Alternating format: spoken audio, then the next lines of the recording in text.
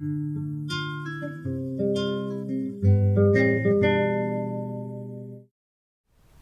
welcome to Simon on the Sofa, and this is another episode, you could say, with the lovely, wonderful Jennifer Hough. I'm so happy to be here. Well, as we know, the outside world is reflecting our beliefs as human beings. So we know that politics and economics and banks and relationships, all of those have been a mirror reflection of the idea of separation, that somehow we're separate from all of creation. Yes. And we have to fight and we have to compete and we have to, we have to win. Absolutely. And that someone else has to lose. And our entire physiology has been built, it's mirrored that ideology, that philosophy. Now, the cool thing is that, we were talking about earlier that beliefs are just a set of thoughts. We think thoughts for a long enough time and then they become a belief. If enough of us have that belief, then it becomes the culture, it becomes, the big picture. Yeah, religion or whatever, Some kind of paradigmal thing. And isn't it fascinating how our biology responds to that set of beliefs? Now, there's a little part of your brain called the hypothalamus. And some say that the hypothalamus holds those paradigms. And our entire physiology is responding to the way that we frame life. So when you say holds the paradigms, holds the thought processes? It holds the filter through which we see life. Okay. Okay, now if you imagine that you and I both grew up in families, and the families that we grew up either gave us the belief we have for the most part, at least this is what we think, or we said, oh my God, I'm not going to believe that because it doesn't work for them, so I'm not going to do that, and I'm going to do the opposite. Either way, you're connected to your family. Now keep that in mind because I'm about to say something about the idea of genetics. Yeah. Okay, because we think that genetics we inherit the diseases we're going to get. Yeah, of course. We inherit, the aches and pains, the arthritis, whatever it is that we're going to get. The heart disease, the whole lot. Yeah. Absolutely. Yeah. And that we have no choice. It's a very karmic-based physiology. Can you get that? It's like very karmic. In other words, what I'm living now is a result of what my whole ancestry has lived. So that's my physiology. And that brings in a lot of acceptance for a lot of people because they go, well, like, nightmare. Yeah. Mum had it. Yeah, exactly. Sharing a brain cell. So what comes to mind is a study that happened at I believe it was UC Berkeley. It was very interesting. It was with a bunch of rats. And these rats, basically it took them 2 months to learn this maze. It was a very, very complex maze. And in 2 months they learned it, but you can imagine, that's a long time, right? Totally. After a few months more, of course, they had babies and they were going to use those rats for the maze as well. Well, what happened? The babies that were born when they went to do the maze, those babies actually started to be able to do the maze in between 2 days and 2 weeks. The babies of the rats that had been doing it prior for the 2 months, so 2.5 months. What went on there? Yeah. Because, it kind of speaks to something very fascinating. What we do inherit is our hypothalamus. We inherit the cells of our hypothalamus from our parents. And we say that the hypothalamus holds the perspective through which we see life. Do you ever notice that kids these days, did you know how to use a computer when you were born? No, of course. Isn't it interesting how a 3-year-old can work a computer and knows how to turn on your iPhone? And the mobile phone. They're playing the games and doing the apps much faster than me. And the DVDs, exactly.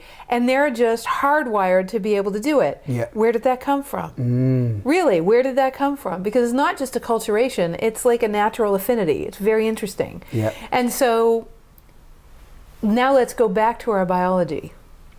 We think that biology plays out because of genetics.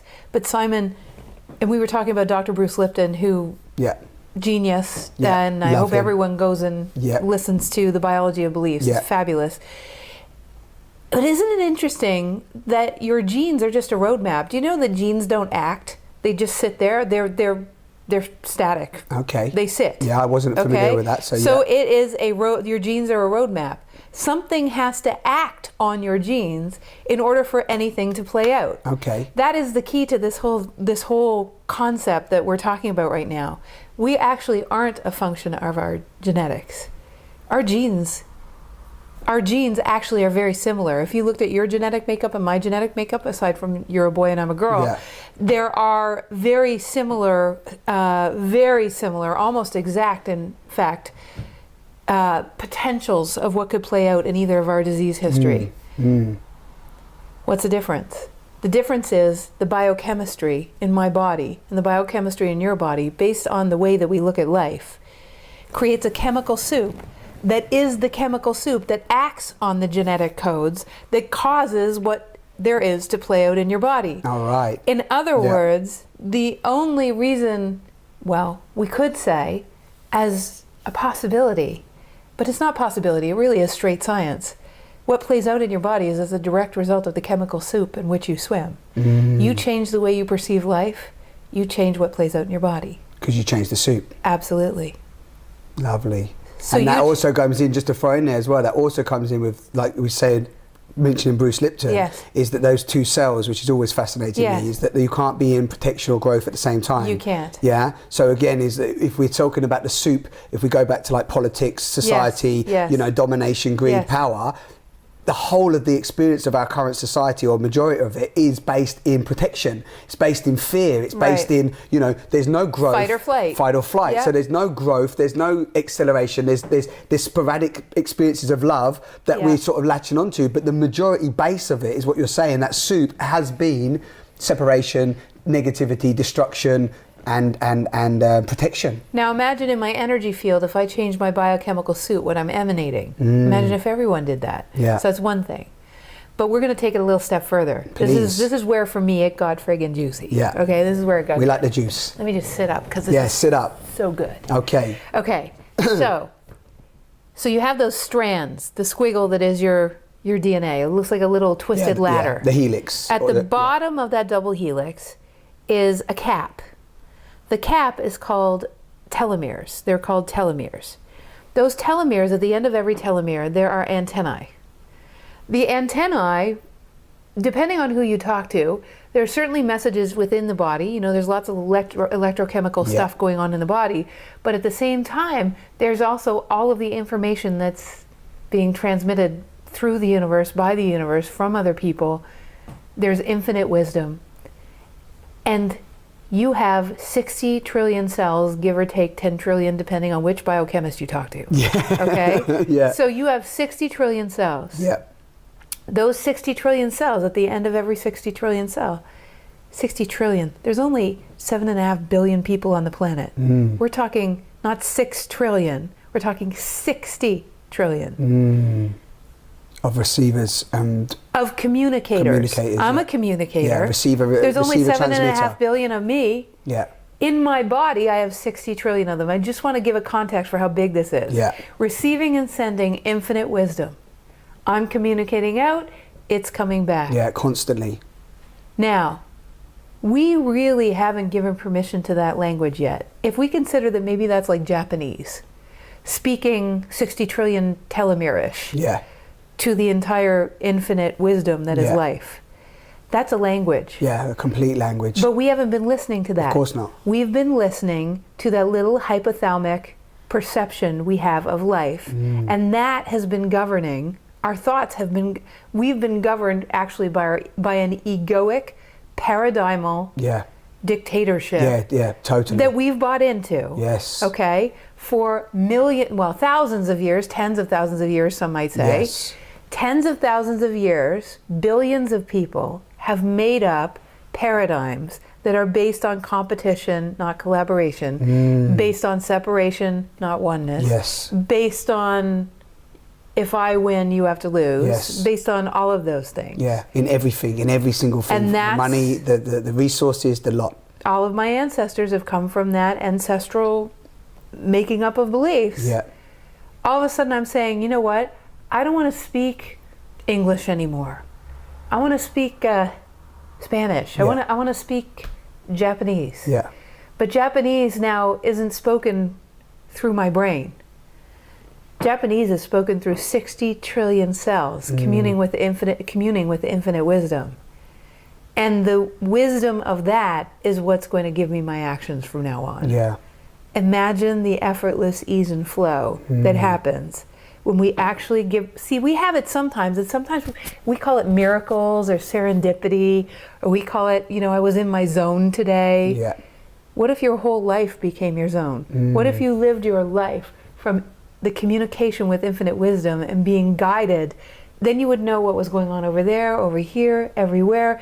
Everything you would do would be fluid with all of nature, would be fluid with everyone else. Yeah. It would be in complete expansive creation. We really would be expanding into heaven on earth. Yeah, which is actually already what is, again, whether or not me and you stay in these bodies for another day or not, is unfolding. Yes. Because the fact that we've even spoken about it, Yes. the fact that even Bruce Lipton, you and a number of other people have thrown it out there, the fact that science is doing what it's doing, the fact it's all coming to the forefront, isn't it? You can listen to so many different speakers now as well that are sharing the DNA information, the way that we receive and transmit. And then, there's something was coming up to me in terms of quantum theory, and it's all just unfolding, isn't it? So even hearing you say that, it's not only, it's like our last conversation, it's that, isn't it? I haven't really got anything to say other than just go.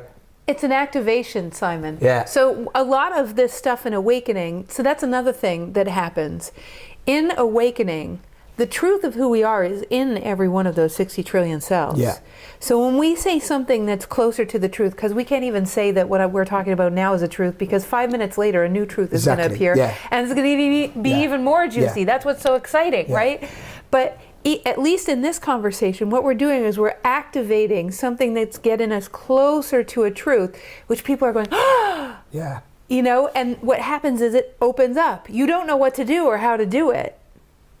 You just, But you now have the possibility, and you go to the place. I mean, that's one of the privileges that I have, is the ability to teach people how to actually dance in that world, because we're not used to it. It's entirely unfamiliar. Yeah, I have to stop you there. That's the beautiful place to end, but we have to wrap it up for that snippet, because we could go again, couldn't we? Yes. We could go with that, because also, just I'm going to throw this out there just as we end off. That might sound complicated, it might sound hard work, it might sound too far out there for you, but there's an access point for that, which is fundamentally what we spoke about in our long talk, which if you haven't seen, you should really go back to, which is diving into the essence of what you already are. You don't have to start thinking about how you're going to receive that information and language, you're doing it anyway. So I'm just going to throw that out there. Come and listen to our other talks. It's been an absolute pleasure. And this is Simon on the Sofa, and this is Jennifer Hough. Thanks very much for joining us.